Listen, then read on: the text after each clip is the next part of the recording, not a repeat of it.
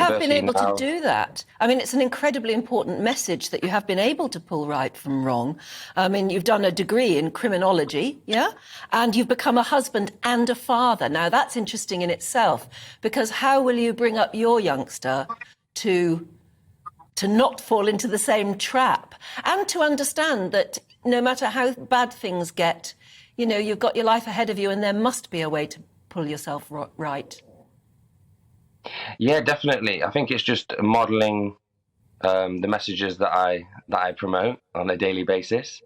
And when they get to an old enough age to understand or even read the book themselves, hopefully I would have done a good job at doing that, modeling that behavior, and they can go, oh, I can see why, Dad took these approaches to parenting, and, why he was so big on, communication and emotional literacy, and being able to, be vulnerable as a man, and to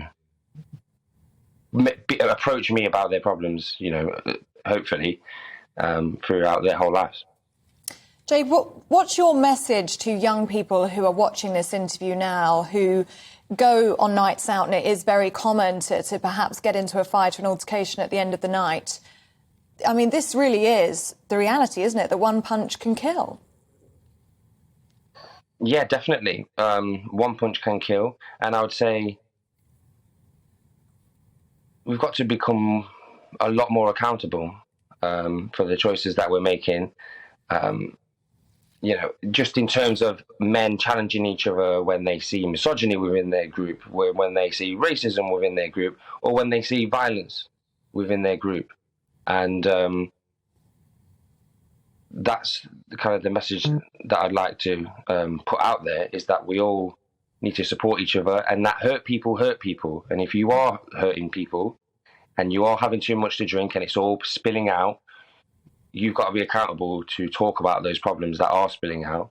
And we as a community have got to enable people to feel safe to open up and start talking about their problems more, so they're not getting drunk or making poor decisions and ruining their lives.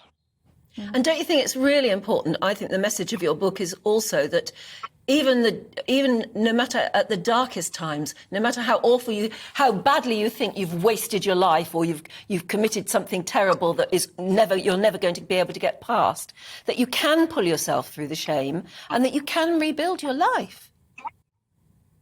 Yeah, definitely. I was in the darkest of darkest holes, and never thought that I would be redeemable in any way. And if that is a message that people can take, if he was able to turn his life around in those absolute horrific circumstances, then surely I can take some of those steps to healing myself and making better decisions. And with time, things always can get better. Okay, your book is called Right from Wrong. Where do people get it?